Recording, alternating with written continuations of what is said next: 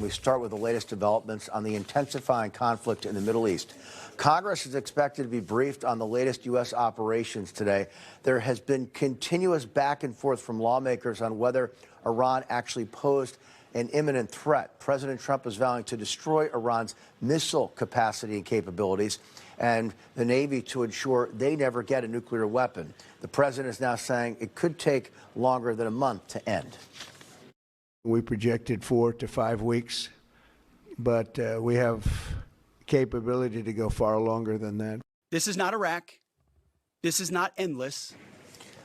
These escalating tensions are coming at a cost. 6 U.S. service members have died and nearly 20 are injured. The U.S. Embassy in Saudi Arabia was also hit by drones, but thankfully no one was injured.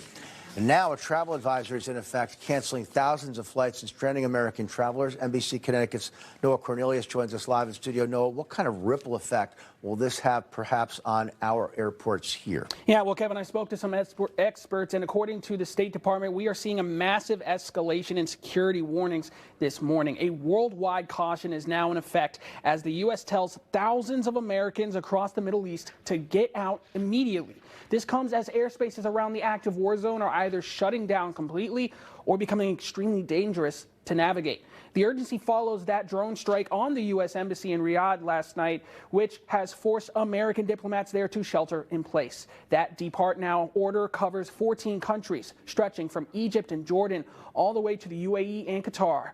Americans are being told to leave via commercial flights, but according to aviation experts, those seats are becoming impossible to find as the number of stranded travelers spirals into the millions. The impact in the immediate term is hundreds of thousands of passengers a day. So we're dealing with, at this point, over 1.5 million passengers have been impacted.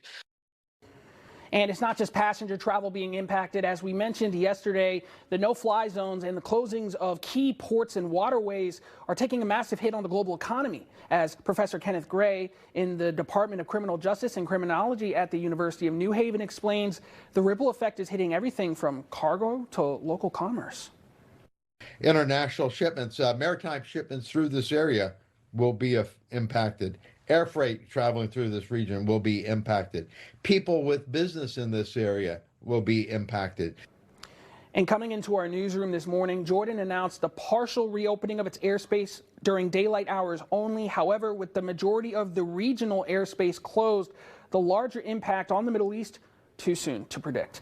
And for anyone flying a long-haul flight or with a connection in Europe, expect your flight time to increase by as much as 2 hours as pilots navigate around the war zone. Kevin, I'll send it back to you. So many